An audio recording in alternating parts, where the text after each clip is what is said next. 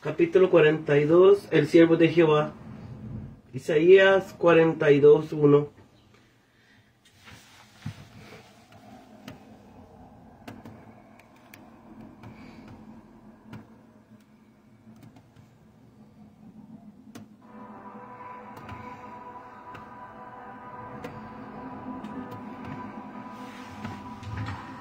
He aquí mi siervo, yo le sostendré, mi escogido, en que mi alma tiene contentamiento. He puesto sobre él mi espíritu, él dictará justicia a las naciones. No gritará, ni alzará su voz, ni la hará oír en la calle. No quebrará la caña cascada, ni apagará el pabilo que humea. De acuerdo con la verdad hará justicia.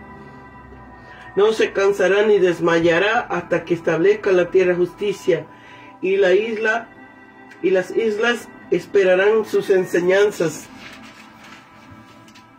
Así dice Dios, creador de los cielos y el que los despliega, el que extiende la tierra y sus productos, el que da aliento al pueblo que mora sobre ella, y espíritu a los que por ella andan.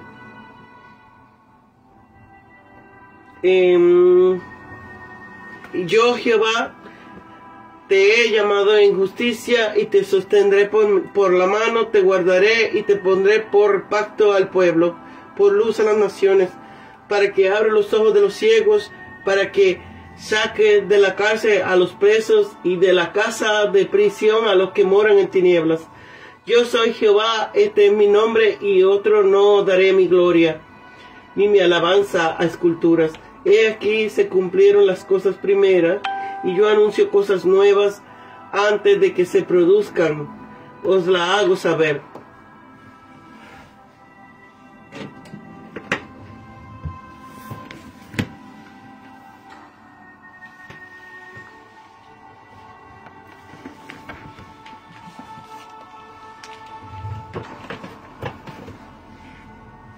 Profeta es alguien que tiene gran intimidad con el cielo y gran interés en la tierra, y por consiguiente gran autoridad sobre el mundo.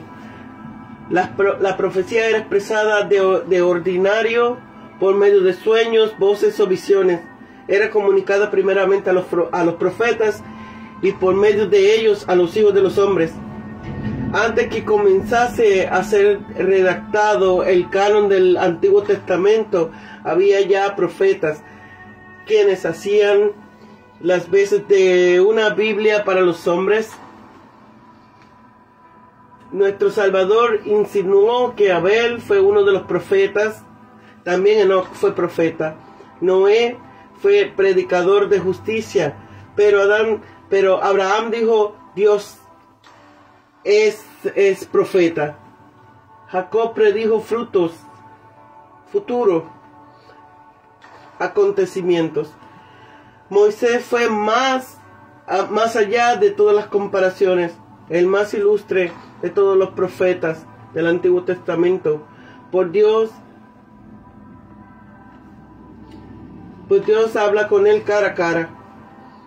Pero después de la muerte de Moisés, durante mucho tiempo el Espíritu de Dios se manifestaba y actuaba en el pueblo de Israel más bien como un espíritu marcial que con un espíritu profético. En tiempos de los jueces inspiraba a los hombres para la acción, más bien para la proclamación.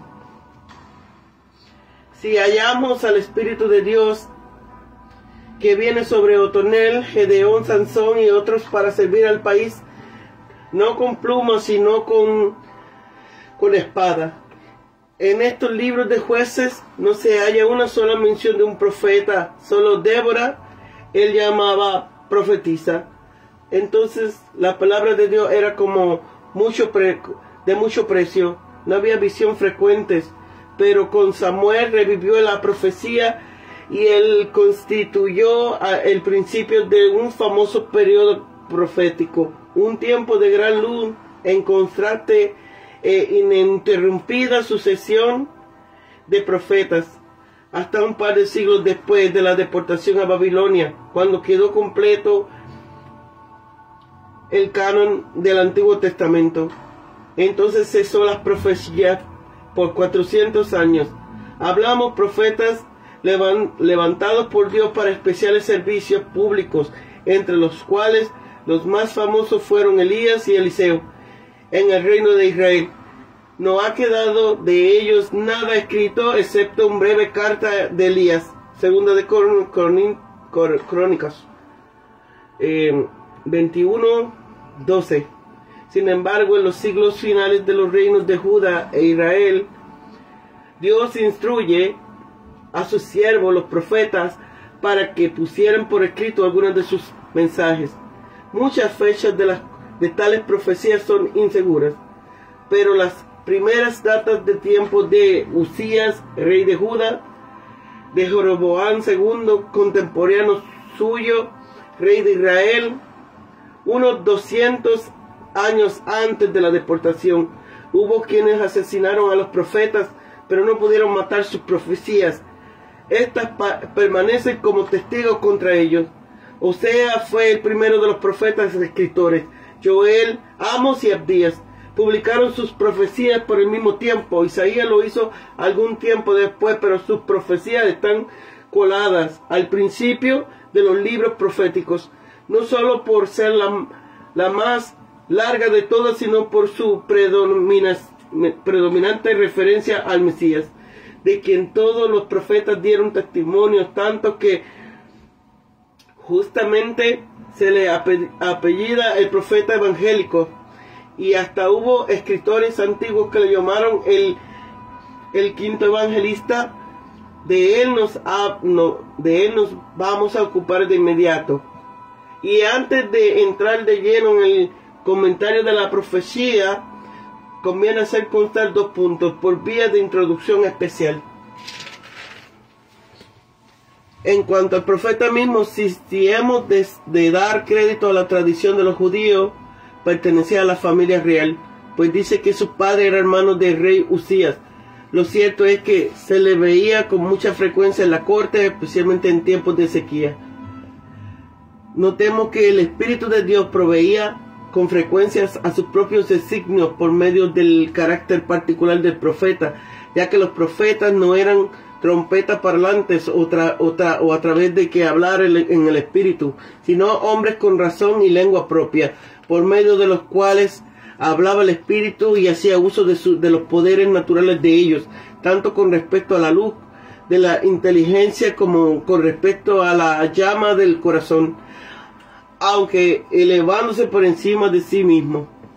En cuanto a la profecía, es de primerísima importancia y utilidad. Sirve para convencer de pecado, instruir en el deber y consolar en la aflicción. 2 grandes aprietos del pueblo de Dios se nos refiere en ella: la invasión de Sennacherib, lo cual ocurrió en vida del profeta, y la deportación a Babilonia, que aconteció mucho tiempo después. En el aliento y el ánimo de las profecías de Isaías proporciona para el tiempo de tales aprietos. Hallamos abundante gracia del Evangelio. De ninguna otra profecía, y aún de todas juntas, quedan en los Evangelios tantas citas como de esta. También sobrepasa a todas en explícitos testimonios acerca de Cristo, como lo vemos en cuanto a su nacimiento de una virgen y a sus padecimientos redentores. Al comienzo del libro abundan especialmente los reproches por el pecado y la amenaza que castiga, pero la última parte está llena de palabras de consuelo. Este es el periodo que el Espíritu de Cristo usó primero en los profetas y sigue todavía usando: convencer primero y consolar después. Y quienes deseen verse bendecidos con todas las consolaciones deben someterse a las convicciones.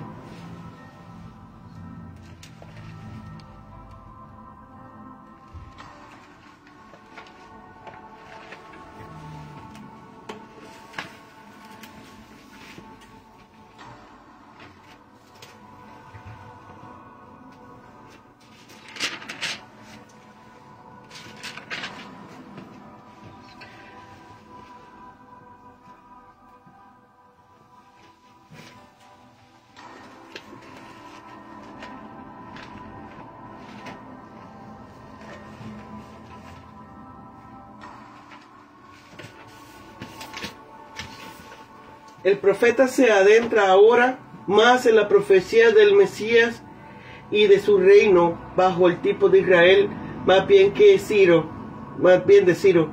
Tenemos aquí una profecía de que el Mesías vendrá con mansedumbre, aunque también con poder.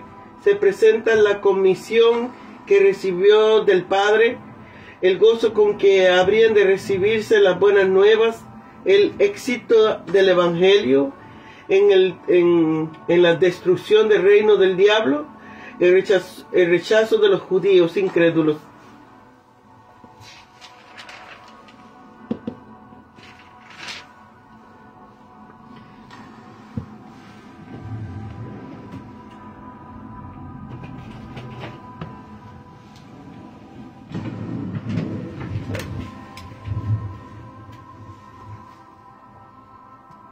Estamos seguros de que estos versículos son aplicables a Cristo, puesto que el evangelista no dice expresamente que esta profecía se cumplió en él.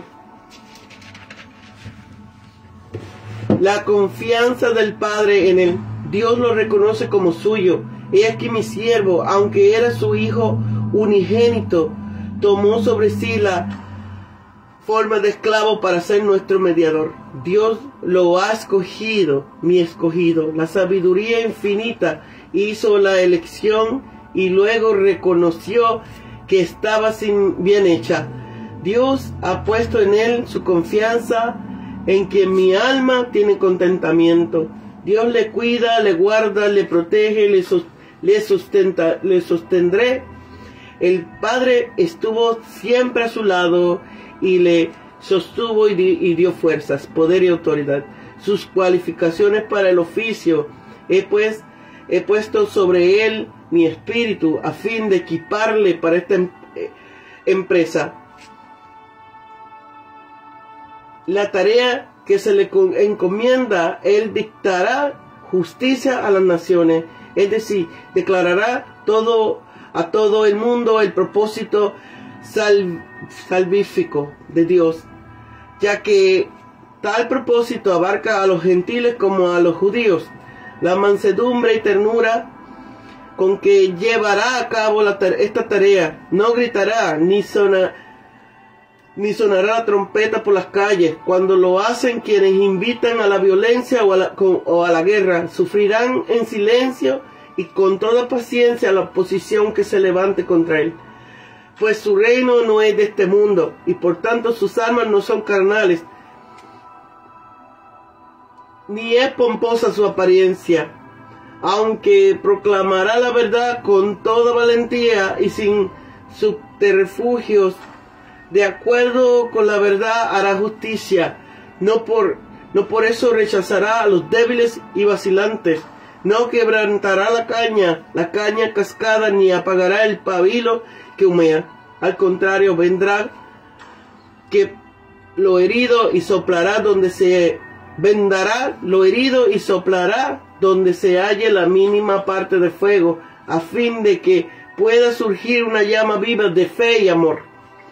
Hay quienes se cansan, que pueden surgir que ante el amor y la duda. Hay quienes están a punto de apagarse por falta de amor y comunión con ellos. Desplegará Cristo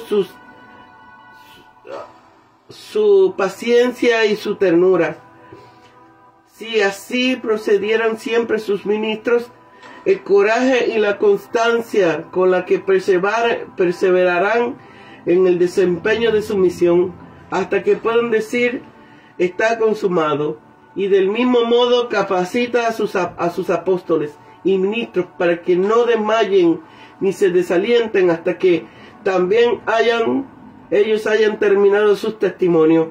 Su objetivo es establecer en la tierra justicia. Todo cuanto Dios hace en el mundo se encamina al restablecimiento de las normas de justicia.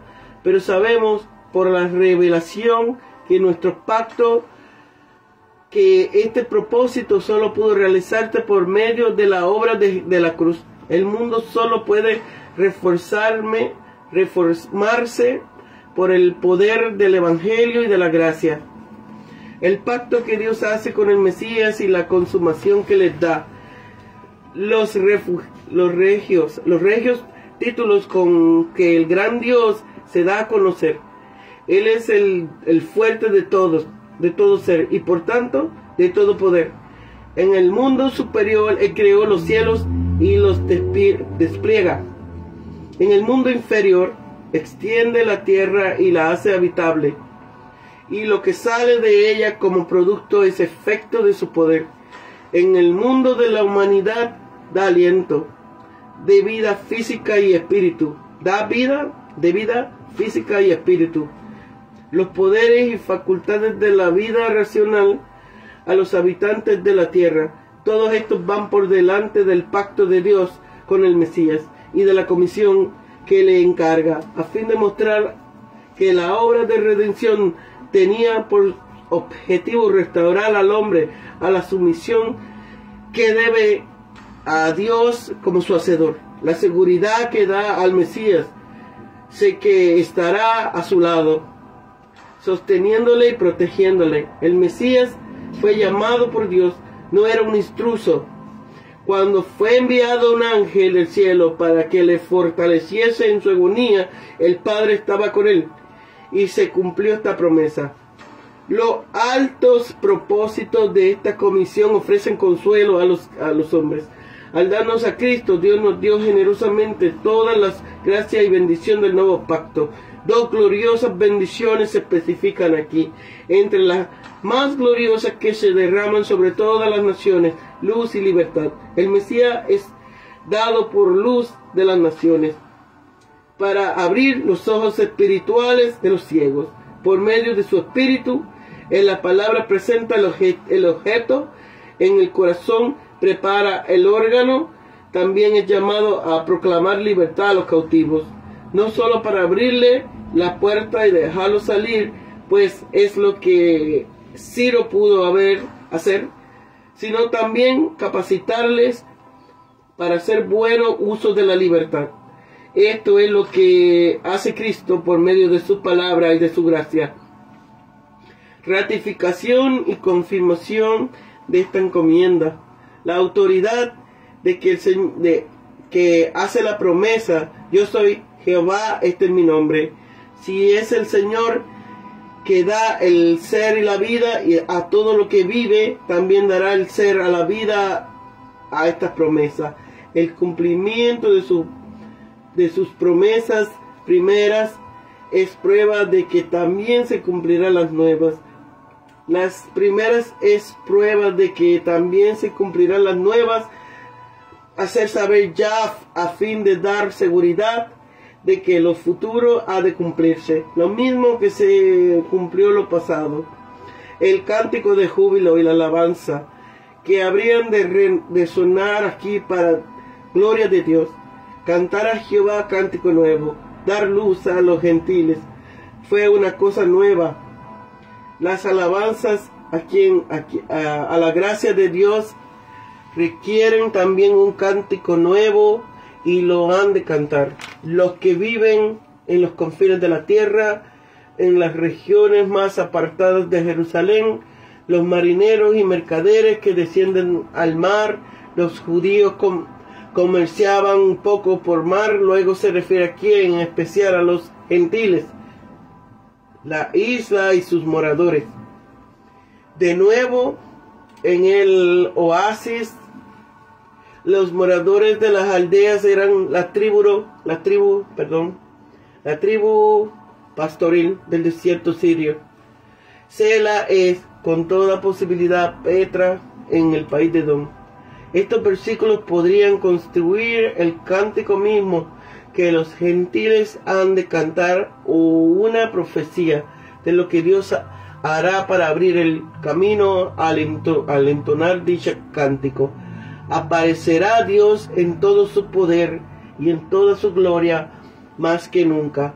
Es probable que en un primer término, como ha visto, estos versículos se refieren a la ira de Dios contra los que se llevaron cautivo a Israel, mientras el versículo 16 se refiere a los israelitas que vuelven del exilio. Sin embargo, en el plano más elevado, esta porción apunta a los últimos días.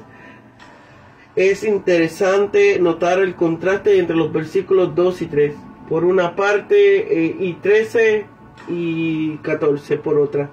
Aquellos hablan del ministerio terrenal del siervo de Jehová, que se lleva a cabo sin voces, porque era manso y humilde de corazón, pero su obra en la segunda venida será muy diferente. Dios guarda silencio ahora, aparte del mensaje de las buenas nuevas en la boca de los siervos, pero más tarde ha de invadir el mundo, que habrá rechazado el evangelio, y entonces cual guerrero dará boca, habrá rechazado voces interviniendo públicamente en los asuntos de la tierra, cumpliéndose su obra de juicio y restableciendo su reino de una forma visible.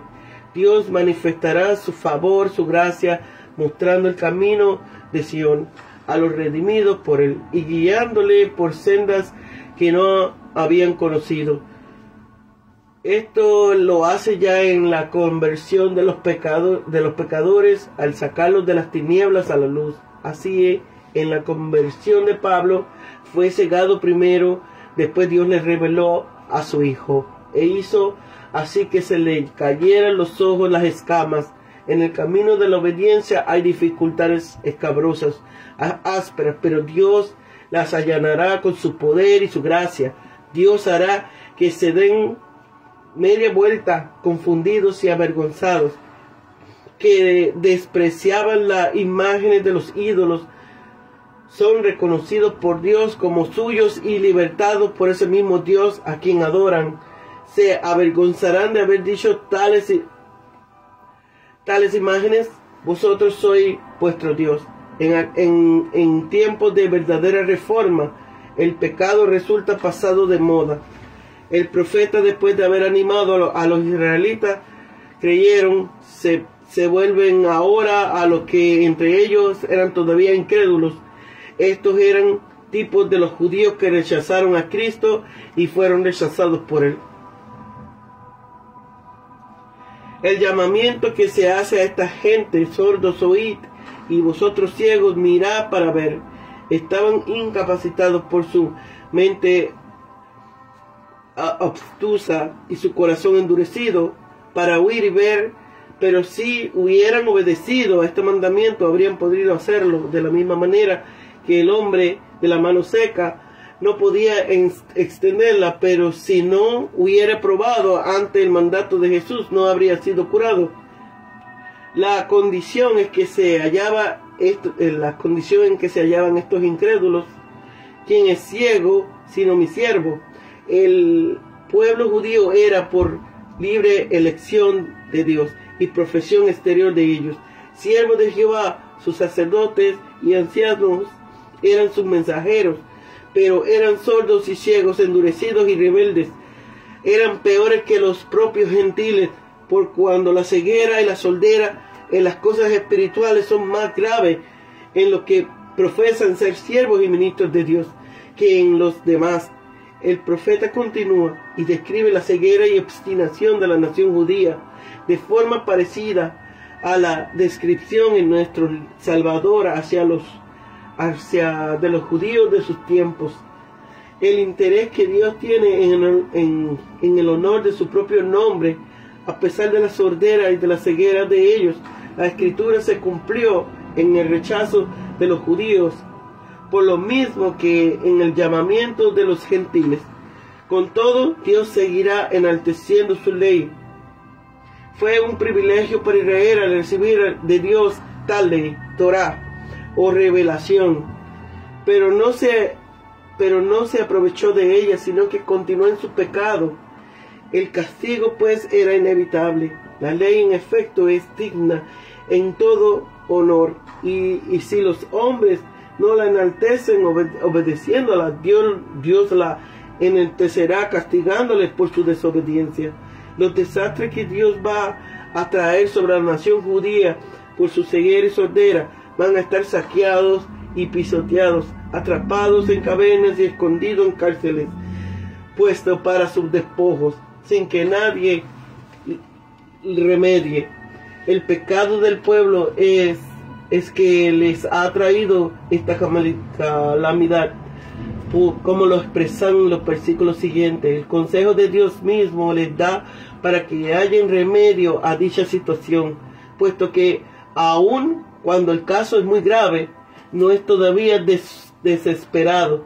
La mayoría está sordo a la voz de Dios. Por tanto, les va a golpear para ver si alguien entre ellos que dé oído a esto. Cuando un método no resulta, se prueba otro. Si no escuchamos a la voz de Dios, esperemos que nos pruebe con dura disciplina. Cualquiera que sean los instrumentos, ha de reconocer la mano de Dios en las aflicciones de los suyos, quien dio a Jacob en botín y entregó a Israel a los saqueadores. No fue Jehová contra quien pecamos. No quieren andar en sus caminos. La primera persona se refiere a la generación presente, la tercera a sus antepasados. El profeta se cuenta a sí mismo entre los pecadores, como Daniel 9:7. Véase la calamidad que el pecado desencadenó, provoca a Dios a que se enoje contra un pueblo. De un modo, enciende una conflagración universal, incendiándolo todo.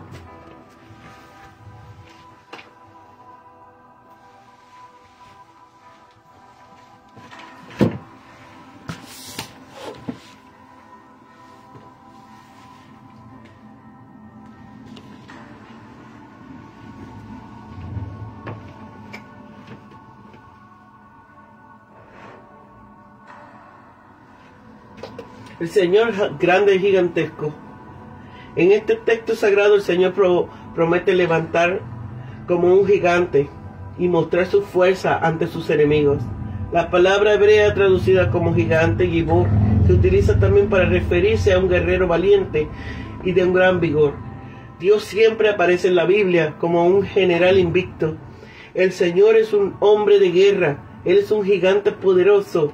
Él es Señor Él es el fuerte de Jacob. Él es más fuerte que Satanás. Él es el Dios invencible. Y todos los que han osado desafiarlo han acabado mal. Él es Señor gigante y grande.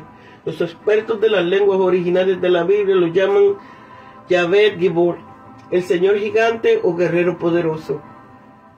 Jacob bendice así a su hijo José, mas su arco se mantuvo poderoso y los brazos de sus manos se fortalecieron por la mano del fuerte de Jacob, por el nombre del pastor, la roca de Israel. Moisés afirma: Jehová es varón de guerra, Jehová es su nombre. Moisés pregunta además: ¿quién como tú, oh Jehová, entre los dioses? ¿Quién como tú, magnífico en santidad, terrible en maravilla, hazañas, hacedor de prodigios? El Señor gigante poderoso le promete a Moisés: he aquí, yo hago pacto delante de tu pueblo. Haré maravillas que no han sido hechas en toda la tierra, ni en nación alguna. Y verá todo el pueblo en medio de cual estás tú la obra de Jehová, porque será como cosa tremenda la que yo haré contigo. Se exhorta a Israel a temer el nombre glorioso y temible del Señor nuestro Dios. El ángel del Señor anima a Gedeón: Jehová está contigo, varón esforzado y valiente. Gedeón parecía más bien una persona cobarde y temerosa, ya que sacudía el trigo en un lagar para esconderse del enemigo. Sin embargo, a los ojos de Dios era un hombre valiente. La Biblia asegura también que David era valiente y vigoroso y hombre de guerra, prudente en sus palabras y hermoso, que el Señor estaba con él. El profeta Sofonías declara: terrible será Jehová contra ellos, porque destruirá a todos los dioses de la tierra, y desde sus lugares se inclinará a él toda la tierra de las naciones. La Biblia describe la fuerza y valor del pueblo del Señor, y serán como valientes que en la batalla huellan al enemigo en el lodo de las calles, y pelearán porque Jehová estará con ellos, y los cabalgará, y los que cabalgan en caballos serán avergonzados. El propio Señor gigante poderoso se dirige a su pueblo con estas palabras: porque yo soy el gran rey, dice Jehová de los ejércitos, y mi nombre es temible entre las naciones. Jesucristo, el Señor gigante y poderoso contra los demonios, responde así a los fariseos: pero si yo por el Espíritu de Dios echo fuera los demonios, ciertamente ha llegado a vosotros el reino de Dios. Porque ¿cómo puede algo entrar en la casa del hombre fuerte y saquear sus bienes si primero no le ata? Y entonces podrás saquear su casa. Jesucristo, el Señor gigante y poderoso contra Satanás y sus demonios, añade: cuando el hombre fuerte armado guarda su palacio, en paz está lo que posee. Pero cuando viene otro más fuerte que él, le vence, le quita todas sus armas de confianza y reparte el botín. Jesucristo es el fuerte de Jacob. Él es el más poderoso que Satán. Él es Señor gigante y poderoso. El profeta Isaías lo predijo aquí: he aquí que Jehová el Señor vendrá con poder, y su brazo señorará aquí, que su recompensa viene con él, y su pago delante de su rostro.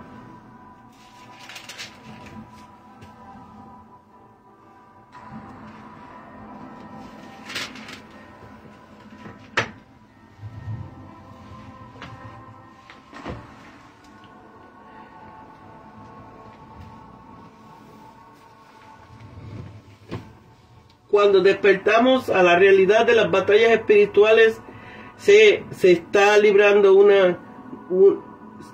a nuestro alrededor, de inmediato nos damos cuenta de que hay ataques masivos que se están librando con nuestros seres queridos, comunidades, iglesias y naciones. El ataque y bombardeo son continuos, sin reparo en la ignorancia, inocencia o debilidad. Sin importarle el estatus de cada ser humano, el reino de las tinieblas los toma por asalto para apresar de muerte, golpes de muerte, desmembramientos o parálisis. Sabiendo esto, usted debe darse cuenta de que este no es momento de esperar a que lance el siguiente misil, el siguiente intento de sabotaje o siguiente asesino a sueldo sea enviado para que reaccionemos. Usted debe levantar su voz y entrar con furia y pasión para avergonzar las argucias del enemigo. Usted debe actuar a la ofensiva. No puede permitir que los planes de Satanás como contra los hijos de Dios se cumplan. No en su guardia jamás. Cada ataque enviado contra sus seres queridos abre la oportunidad de tomar botín de las posesiones del enemigo y de su territorio, en lugar de que sea al revés. Dios le ha dado el poder de apagar cada iniciativa por toda y cualquier persona que se mueva por el impulso satánico. Esta es la herencia del Señor, la cual lo impulsará en ferviente determinación para luchar en oración.